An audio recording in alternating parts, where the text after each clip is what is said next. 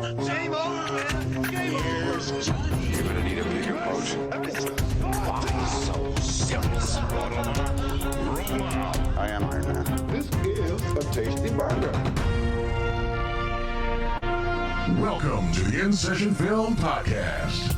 Welcome to this podcast review for January 23rd, 2024, and I'm JD Duran. And I'm Brendan Cassidy. Hey, thanks for joining us, everybody. You want to talk about a perfect day, Brendan? This is really interesting how this played out. So, the day we are recording this, as I noted, it is the 23rd. If you recall, that is a Tuesday. And it was the same Oscar day Day that the Oscar nominations were announced. It is a perfect day, isn't it? It is, at least for Such some. a perfect day. I'm glad I spent it with the Oscar nominations. Yeah, well, it ended up being perfect for Brendan and I because some weeks ago, we did not know that this was going to happen, but some weeks ago, we decided, hey, coming off the heels of the In Session Film Awards, there are two reviews that we want to prioritize. Yeah. Especially if you listened to the In Session Film Awards. Going to plug that again. If you haven't, episode 567.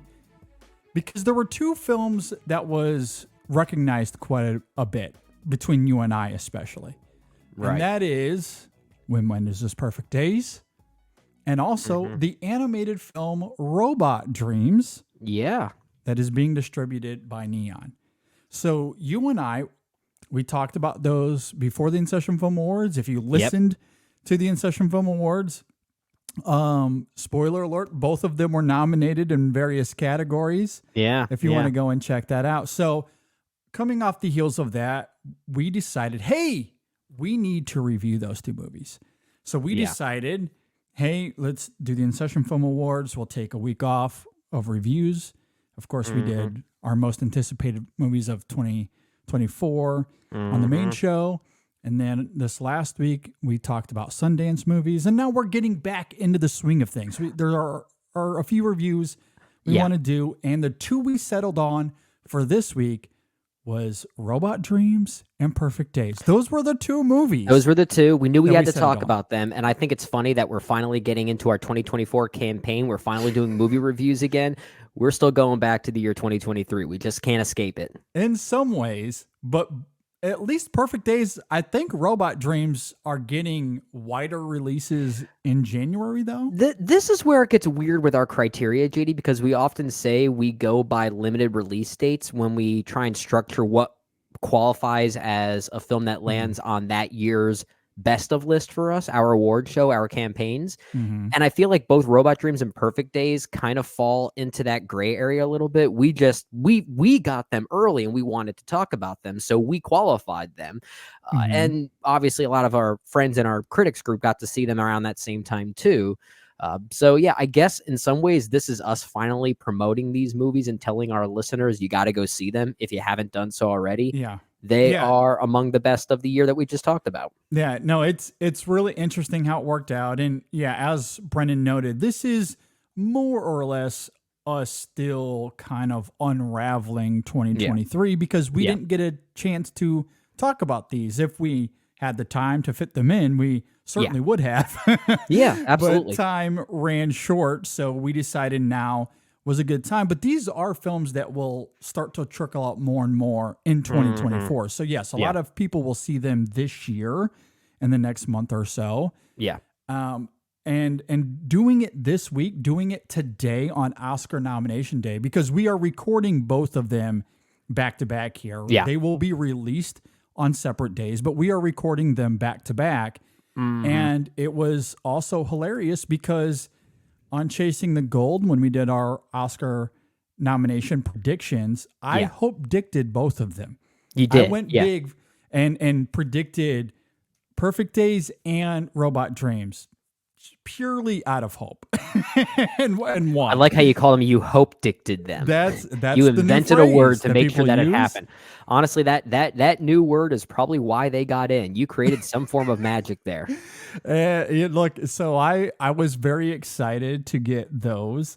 And so, yes, both of these films were Oscar nominated today, which is hilarious because a week ago, I don't think there was much hope for those two movies to get nominations. And yet here we are. Maybe the Academy listened to us. Maybe they listened to us. Are we members of the Academy?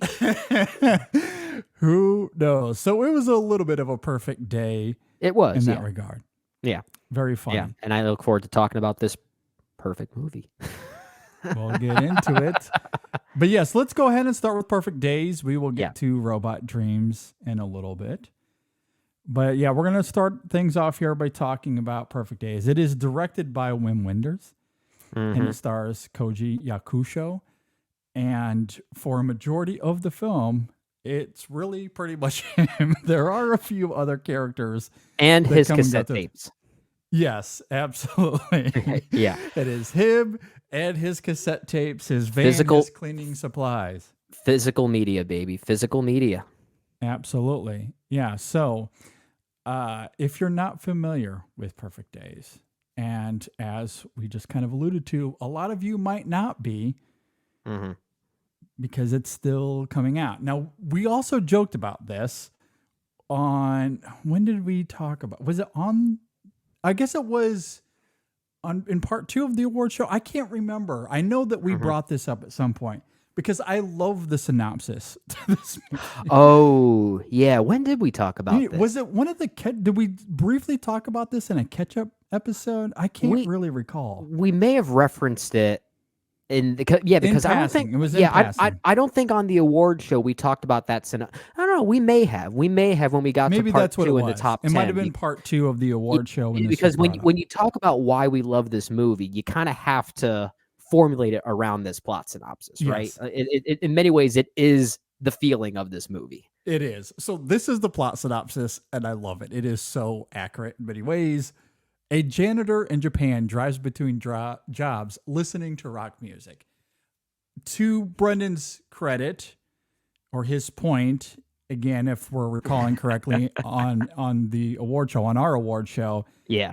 Brendan noted it wasn't just rock music. It was all kinds of music. I mean, that's kind of how you dub music back in the 1960s, right? Like it was all like rock and roll was kind of more of a movement than it was a genre nowadays. Like nowadays you think of rock music, you think of Led Zeppelin and Aerosmith, and at least I'm talking about the 70s specifically, but rock and roll was certainly a movement, and a lot of the songs in this movie kind of fit within that movement. So I'll give the plot synopsis some credit, even though I will also cynically say it's not just literal rock music. Yeah, it's not just rock music, but how about this? A janitor in Japan drives between jobs listening to various kinds of music. How about that? Because that's what this movie is. There's no other plot to it than that. Like it is very accurate in that regard. Mundanity the movie, aka this is my kind of movie.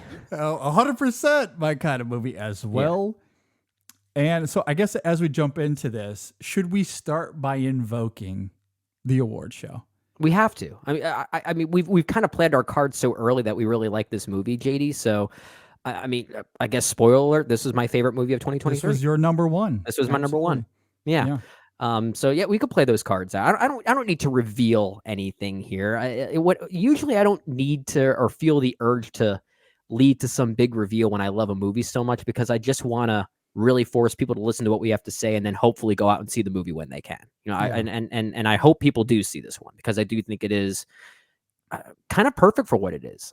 This is my kind of movie. And a movie is really good and you love it so much when you actually struggle to formulate why you love it so much. Like I'm actually having a hard time finding the words for this one. I had the same experience when I saw Celine Sciamma's Petite Maman. Like I kind of struggle with the words, but I knew it left me with a feeling that I just couldn't describe. And I feel the same way about Perfect Days. These are my kind of movies. Beauty in the mundane is very much a thing that I respond to. It's why I love Richard Linklater so much, and I think this kind of fits in a similar vein. But there's much more. There's more of a focus on the natural setting here. Like nature very much plays a part in this movie. Even the final word that appears during the end credits, which I'm sure we'll get to later, is really about the invoking of nature and light through nature. So that is very much the point here. But yeah, I think what I love so much about this movie, first off, it's and we definitely talked about this on the award show, it is Koji Yakusho's performance. I think he gives the best performance of 2023. If it were up to me, he would win Best Actor, but it's not up to me because we aren't members of the Academy, so we don't make that call, but I would love to have seen it. I think his performance is pretty much perfect and leads to a big crescendo that you don't really sense is coming, but you kind of know it does. It's really hard to explain. But like he feels like this invisible entity that has this routine that is completely disrupted. And the way he reacts to that, I think, is just one of the most beautiful things. And the film's a proponent for physical media, cassette tapes, vinyl, CDs. And that's a huge, you can see my vinyl collection back here, my movie collection here. That is something I absolutely treasure and cherish. So it's a film that just speaks to me. I can't wait to talk about it further. Yeah, so I quite love this film as well. It wasn't my number one movie of the year, but it was in my top 20. I think I have. As Jay said, nobody's 16. perfect.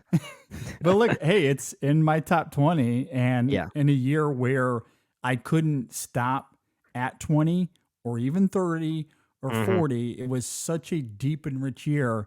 I had to go as far as to make a top 50, which I rarely ever do. In fact, I don't know if I've ever gone that far. I've done the same thing for this year as well. But 2023 was that deep. So a film that sits at 16, it's quite great. That's a top 10 movie in most other years for me. Sure. There's no doubt about it. Yeah. It's a wonderful film. And I agree with you. It certainly taps into something like a Richard Linklater, a Boyhood, a Magic in the Mundane kind of movie, which I love. In fact, we talked about that a little bit on this last weekend's main show when we talked about Sundance movies, because we did talk about Boyhood. We did. So we brought that idea up once again. And that is this film, right? Because it's Kōji Yakusho, and his performance is great. He was a nominee for Best Actor as well. So I'm with you there. It's one of the best performances of the year. And there's something so earnest about Hariyama. Forgive me if I'm butchering the character's name there. I think that's right. But there's something so sincere and poignant about the way he lives within this realm of pragmatism and beauty and just enjoying the simplicities of life. This is a man who yearns not just for simple living, but for tangibility. Which is what makes the cassette tapes a character in this film. It's what makes nature a character as well. It's what makes nature a character. His camera that he carries around, like all of those things are tethered together because tangibility, the nature of life, the beauty of life, that comes through so well in Yakusho's performance, all without him ever talking about it. He utters maybe, 10 words in this entire movie. That's it true. Is mostly a quiet performance, a very stoic performance. And yet all of that beauty comes through wonderfully in the performance, the internalized performance, the mannerisms and expressions, but also simply in his actions. Him taking out the camera and pointing it at the tree as the sun glistens off the leaves, or the way he looks through his cassette tapes trying to figure out which one he wants to listen to in the morning on his way to work. All of that is so endearing. Or him just simply going to the Kodak store and dropping off the film and coming back. You could sense such joy in that activity. Like the joy of seeing what photos are going to come from his escapade. Even as simple as going to take a bath in the local bathhouse sequences. Which again, like the bath scenes are really interesting, just knowing that that's part of the custom there. It's just, the film is so observant with Japanese customs that it almost makes you feel like a tourist in many ways, which I found so. But it's very lived in. That's very complimentary to the observatory nature of the film. Observational nature, I guess, is the better way to put it. And I love that it invites us to be part of that. Which, from a meta perspective, I think is really interesting, because that's the beauty of cinema.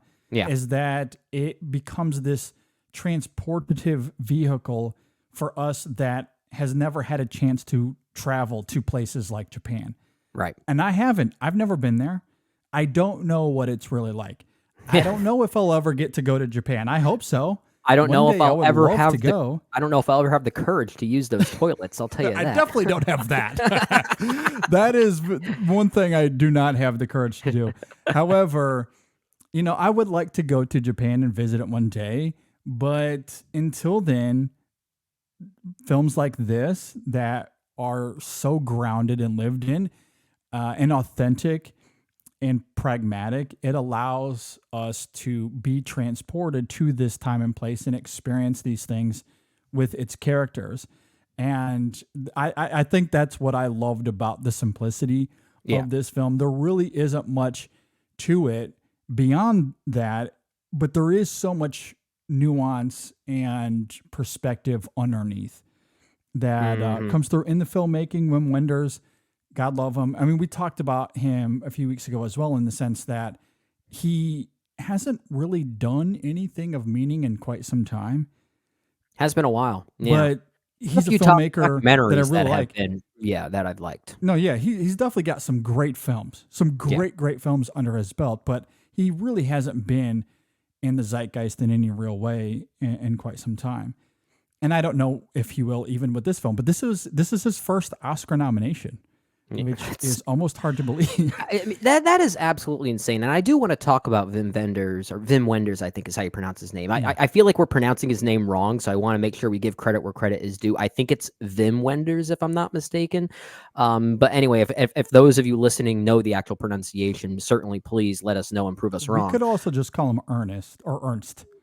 Ernst? That's his real, I think it's Ernst Wilhelm Wenders. Yeah, is his real name. yeah.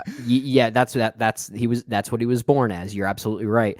But anyway, having him direct a movie like this certainly complements your notions on the film's almost touristy vibe, like the observational nature of it. Because you would think a movie that feels so lived in within Tokyo would be directed by a Japanese filmmaker.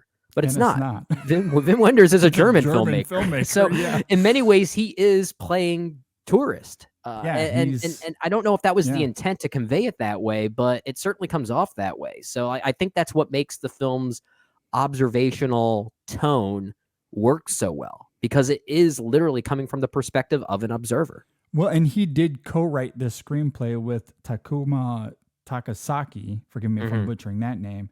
And I don't know much about Takasaki as a writer, but that collaboration, I think, is really important here, because the Japanese traditions and way of life as we see in this film, there's certainly an authenticity to it as we're talking about here. But from Wim Wenders' perspective, he does kind of bring that outsider touristy point of view. And so you do get that kind of collaborative feel and vibe throughout this entire film, that cultural unity, baby. Yeah, absolutely. So I think them coming together is perhaps indicative of what you're talking about. And we could probably point that as probably the main culprit there. I think so, and I think for that reason, that's why I included him as among my nominees for Best Director, because it's not just observational in that way. It feels like an artist that's willing to listen and learn from a custom that might not be his, right? In many ways, this is it might seem like an odd comparison to make because these movies are nothing alike, but I think the approaches from a directional standpoint are kind of similar. If you go back to something like The Last Black Man in San Francisco, Joe Talbot, right? That movie was in many ways about the Black experience in San Francisco. Joe Talbot is a white man, right? He wrote that movie with the star Jimmy Fails, so there was sort of a cultural collaboration happening here, and I feel like that's kind of what happens here with Perfect Days, and that's what makes the film feel weirdly educational without it being an educational piece. It doesn't feel like a lecture or any type of like travel guide, even though it kind of is. But I was always riveted by what Kōji Yakusho was going to do next, because I knew it was probably going to be nothing. And that's what I loved about it, because his performance and what makes it so good. And you were talking about this. It's a performance of gestures. It's the way he fumbles through his cassette tapes, the way he reads his books in his apartment, the way he waters his plants. There's something so sincere and genuine about that.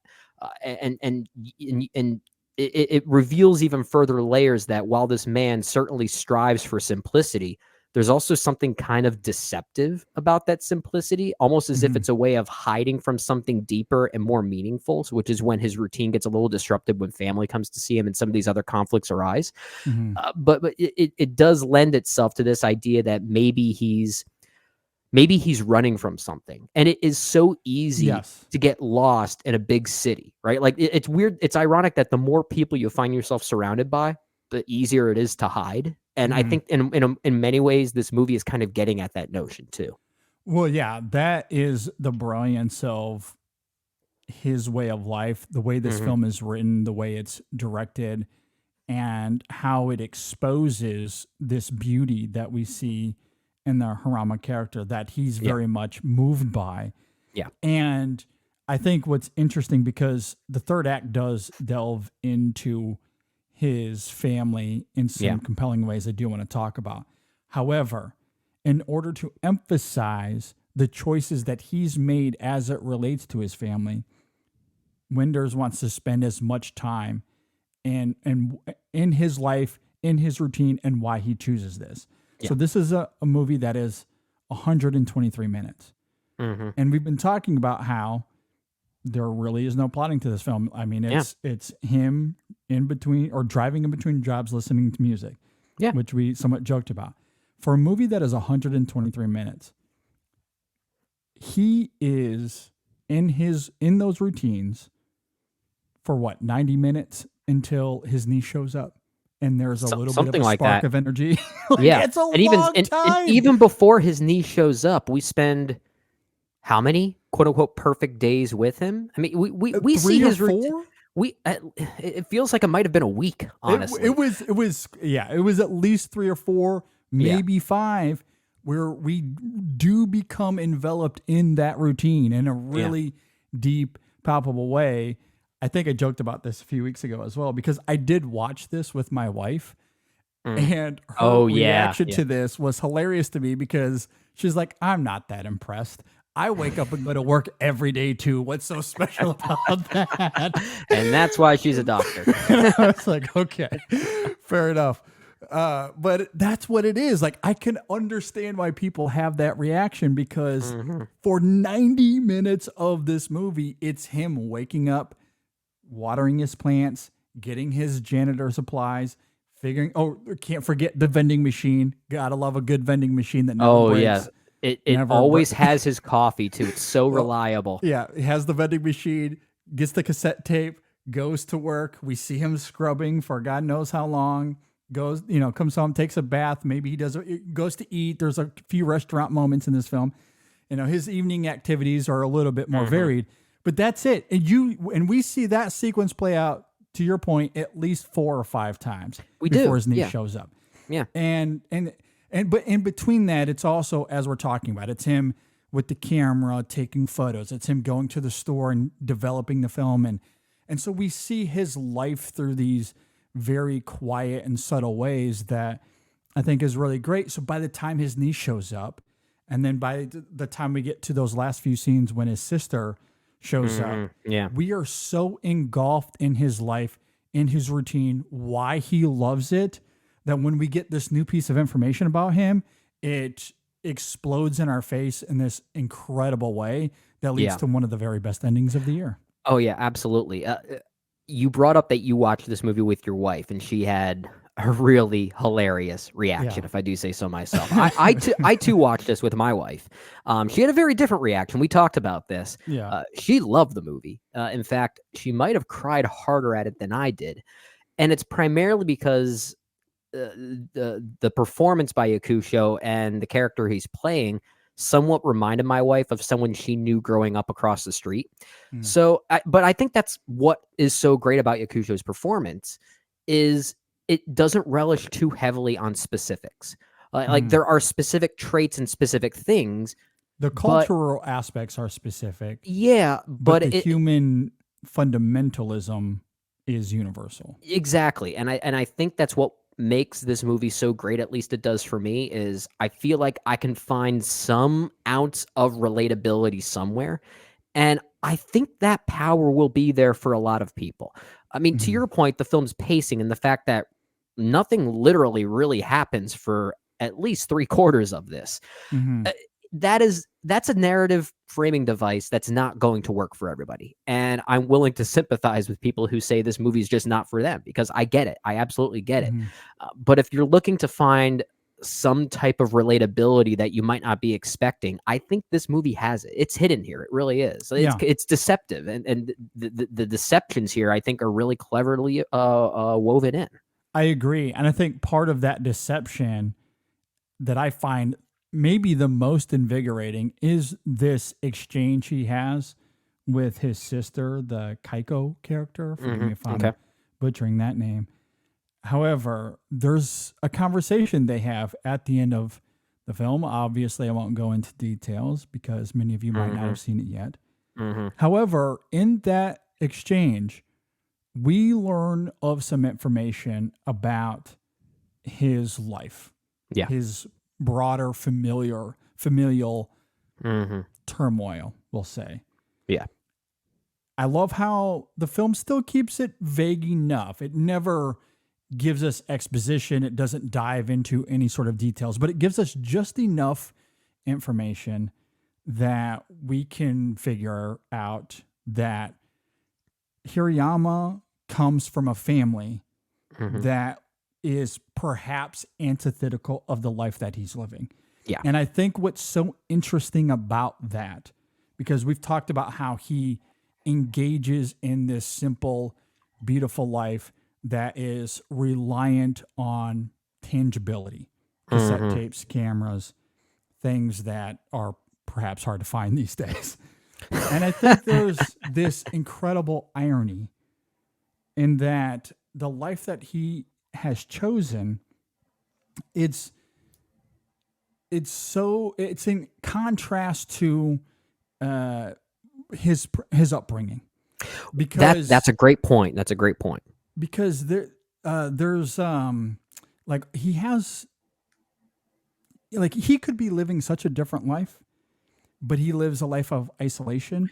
Yeah. And I think the irony comes through in the sense that the one tangible asset he doesn't really have is actually other people.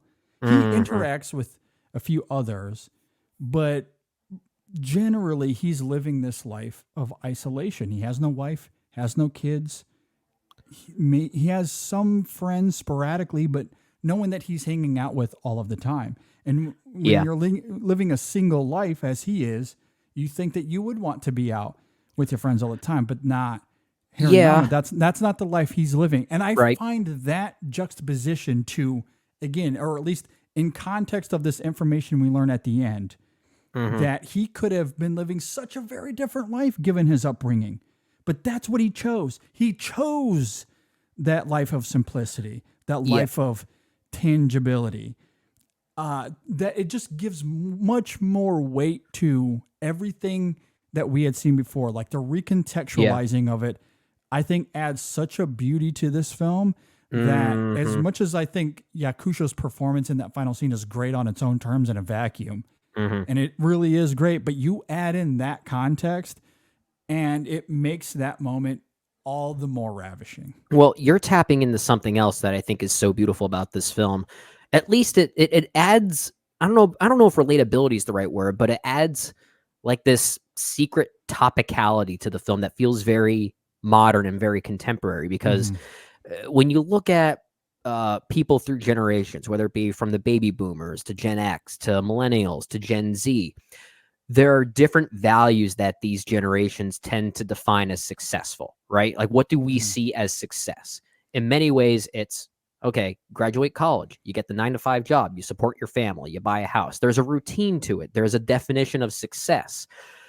But I feel like with other generations nowadays, especially the younger generations, there's more of a loose definition on what success is. There are a lot of people that are thriving for a simpler lifestyle, right?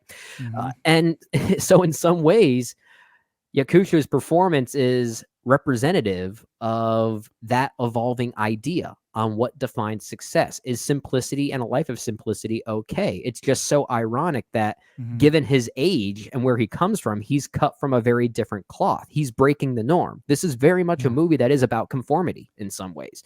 And I think because of that, it allows itself to speak more deeply to other people who might not even realize it's speaking towards them. This movie has a lot to offer without saying any of it. It doesn't hit you in the face with that at all. It doesn't. I agree. And that's where the subtlety of this film and Wim Wenders' filmmaking is really great, because it's hinted in the exchange and the verbal dialogue between them, but even that is limited. Yeah. It's not as if they're having a Richard Linklater-like conversation. And I love the conversations in Linklater's films, but there's a lot more dialogue. There's not much philosophizing happening here. They're talking in brief subtleties, invoking other family members. You get an idea of what their history is together, where they come from. And it's also in how we see Keiko dressed up, who she's with, the car she drives, the way she carries herself. It is clearly coming from a different class, from a different way of life, for sure. And it's interesting you're bringing up these juxtapositions, or how these various generations define success. And I agree, there's certainly an element of that here. But even coming from the same generation, you have siblings who are defining success in two totally different ways. Yeah. Absolutely. And, Keiko she wants to live her life in a much more conventional sense in terms of success and money. Hirayama is certainly not that at all. He just watches cassette tapes and who are the people in your life that you're usually most afraid to reveal that truth to, that you want to have a different lifestyle than what you were brought up as? It's usually your family, right? Yeah. Sure. It makes that confrontation between them, which it's not really a confrontation. There's no conflict between them. It might be, hidden in a way, but there's no catharsis. There's no fight or anything like that. No. There's an understanding without maybe there being an approval, but you can have both. But it is a dynamic and a disagreement between family, which is a very relatable thing. Exactly, because they do allude to some previous conflict that was at play in their family, and maybe that's part of the reason Hirayama chose this life that he's living now. Who's to say? But I do love that the film leaves that vague enough. We don't really know for sure. We have to interpret there a little bit. But I do love how the film provides that wedge without it, being overly cooked or overdone. It fits the tone and the vibe of this film impeccably. But it does recontextualize everything that we saw previously in the the previous 115 minutes or whatever it is. And it's really great. And then of course, as we've noted a couple times, you get that last final shot, which is great for a couple reasons, because it's, of course, Yakusho. It's this close up on him, and it's extended. It's like a good minute or two at the very least. And it evolves. Couple with Nina Simone's feeling good. And that's the other element of it that I was building toward. Because, yes, you have the performance. It's elongated. It evolves. And then you add in the music. And it becomes this great musical element as well, which is something we talked about on the award show, because it was nominated for us under Best Use of Song in film in 2023. And so, it culminates in one of the best endings because of the performance, how the film builds to it, how it recontextualizes everything. And then if the film does bring a hammer to this film at all, and I still think it's very subtle. It's the right hammer, It's the right hammer at the right time, Yeah. And you're right that it potentially recontextualizes a lot of what we see, because it really emphasizes, despite not condemning his simple lifestyle, it also wants us to recognize the value of human connection, right? And the importance of that. So there is something very complicated about the film's conclusion, as if to say no one's really right or wrong in any action or lifestyle that they choose, but there is something about human connection that is to be valued, because it's not just the familial side of it like we've been talking about. There's a moment that that and I'm blanking on his name. Hariyama has with a friend of his, or at least a friend's partner, we'll say. And I don't want to say too much about what this partner is dealing with health wise, but they have what is literally a shadow fight. And that's the Tomoyama character. yes, That you're speaking to. Yeah. and this shadow fight and this moment of shared connection with a complete stranger, really, I just completely supports these notions even further, leading to that moment of catharsis in a way in that final shot. But it's earned. It's absolutely earned. No, yeah, it's interesting how this film avoids conflict, Mm-hmm. and in that moment, it almost starts off with what is this perceived conflict, because Mm-hmm. there's a moment where Hariyama goes to visit a friend of his. Perhaps this could turn into some sort of romantic interest, but he sees something that he doesn't understand wholly, which in hindsight makes me think of Hirokazu Kratos' Monster and how we don't understand every moving piece in a situation. Sure. There's an omniscient point of view that we'll never comprehend. That's Right. kind of at play here in that specific moment anyway, because he does misunderstand what's happening, which is what leads to this interaction with Tomoyama, because he feels the need to explain to him what's going on. So Right. they are total strangers, yet, to your point, because of the circumstances of Tomoyama and everything we've been talking about with Hariyama, they collide at the right moment to have this incredible moment of human connection and bonding, something that both of them really needed in that moment. And it's so tender and lovely and poignant, and it was the one moment of the film where I was close to the hashtag JD tears, if you will. I thought it was absolutely fantastic. You know, but even to your point about the connection of this film, that's still in a very different, almost weird way at times, his relationship with the Takashi character, his coworker, who we see throughout the first half of the film. Oh yeah, He's an eccentric character, a little bit out there, but that could have gotten old really quick. That's the one moment of the film where I thought, okay, this is a risky move. If you have this character here for any for too longer, much. Yeah. but no, he's entertaining. He's timed within the narrative just right. And weirdly, when he's no longer involved in the narrative, you kind of miss him. Yeah. He does bring an energy that is wholly antithetical to Hariyama, for sure. Yeah. So I agree. Like, it's well timed, and maybe most importantly, it leads to this beautiful moment between Hariyama and the Aya character, which is this girl that Takashi is trying to pursue romantically. Yeah. But there's a moment where Aya and Hariyama find themselves alone. And again, listening to music, because everything comes back to music in this film in some way.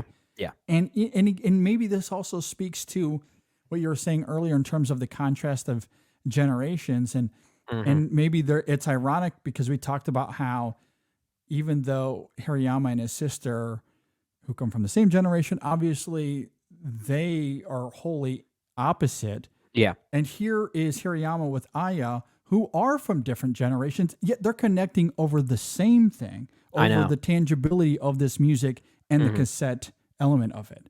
Yeah. I love how the film is able to, I guess, kind of weave all those layers here. Absolutely. Yeah, that's a great point. In many ways, I think this film is about defining the generational gaps between people nowadays. And that like this whole terminology of like, oh, Gen X versus millennial and Gen Z, they're so different. Are they really? Are they? And that's kind of what I think this movie is asking us to ponder on. Like it's a really interesting form of observation. Absolutely. Do love it. One other element I want to note before we wind down here. So we somewhat alluded to this earlier, that after, 90 minutes or so, there is this injection of energy into the film when Hariyama's niece shows up. Right. The Nico character. And they have some really great conversations that's really endearing. he imports some wisdom onto her that she's very receptive to. They have this really endearing relationship that I thought was, a nice added element to the film. Yeah. And it also starts to foreshadow the conversation that would take place at the end of the film, because we come to understand that, hey, it's been quite a few years since they've seen each other. Why they haven't seen each other all that much, we don't know until the end.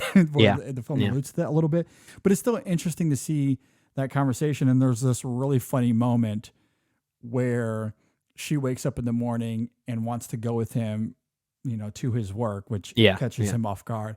And she goes to take off her shirt, and you see it cuts to him, and you get this reaction shot of him freaking out over that, which was like subtly really funny. I love their dynamic. And while this film doesn't have much in the line of philosophizing, like we've been saying, some of the lines of dialogue here are kind of secretly meaningful. Like, it really gets you to think. And the dynamic between these two that we're talking about, there's a bike ride scene that I think is sort of like the last defining moment before his sister actually comes by. I think they say something, or I think it's she that says to him, "Next time is next time. Now is now." Yeah. Which is like, it's so simple that you would think a sixth grader may have written that.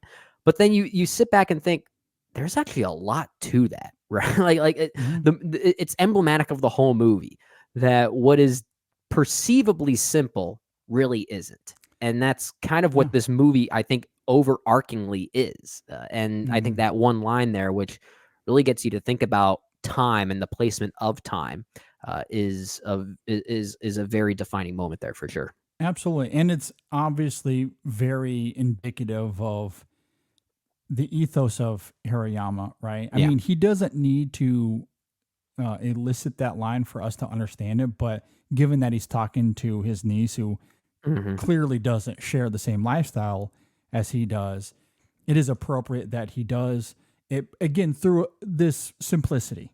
He doesn't have to expound on it at all. Now is now. Next time is next time. And that's how he lives his life. I mean, we noted earlier, before she comes into the film, we spend 4 or 5 days in his routine.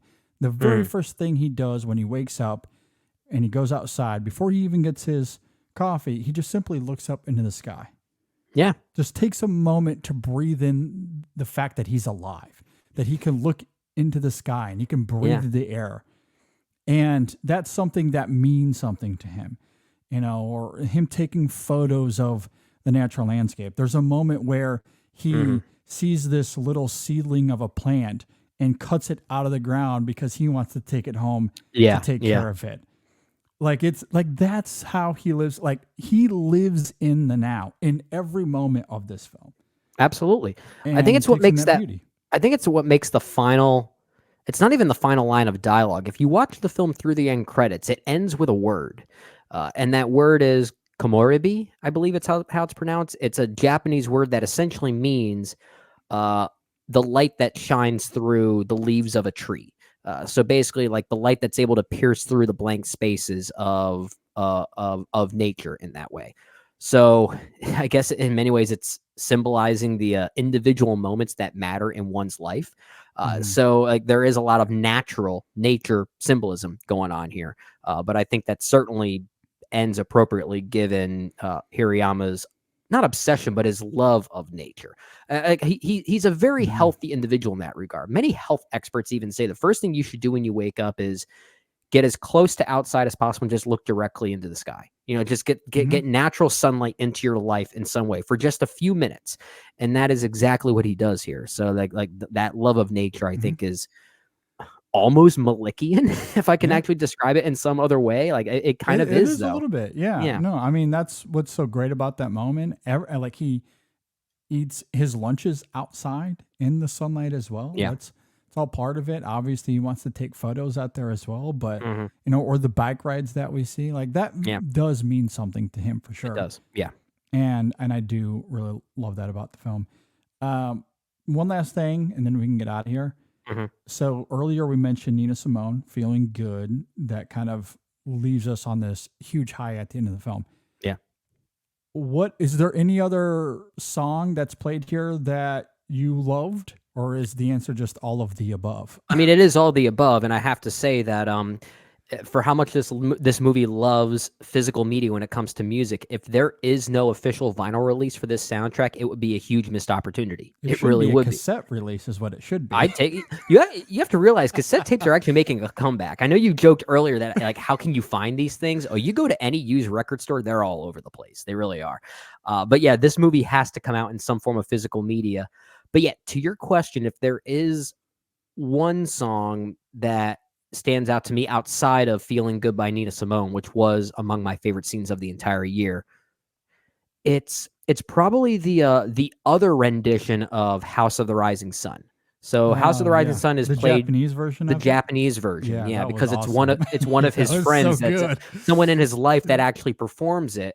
So like in many ways, it's kind of a symbolic moment of beauty within another person, kind of going back to this idea of human connection as being a huge thing we need to value. So the fact that it's not just that kind of thing, but it's also one of his favorite songs, one of Hirayama's favorite songs, or Hirayama's favorite songs that we hear first. I think it's the first song we hear by the Animals. That's the opening song from this soundtrack. So to hear it again in that way is incredibly poignant. So that's probably the one there that is sticks out to thematic me. value to it. I Yeah. very much do agree. Yeah. Lovely film. But I think the whole soundtrack is Yeah, it's wonderful. great. The moment that I'm forgetting the character's name, but the young girl in the car that actually shares Yeah. yeah. I believe it's Patti Smith who they were listening to, the song Redondo Beach, I think it is. That's another one that really stuck out to me as well. Yeah. I love that moment. Yeah, where Yeah. they shared that musical moment there. And Yeah. you noted record stores. There's a record store scene in this film as well. I want to visit it so much. Yeah. I really do. I mean, there are a lot around my area in the Philadelphia area for sure, but I don't know. There's something about that one. I think it's just because it took place in a movie that I love, just made me want to go visit it even more. Yeah. So I might fly to Japan just to go visit that place. Well, I think what's interesting about it too, and how the film allows you to infer these things, because Takashi takes him there as a way to sell off some of these tapes to make money.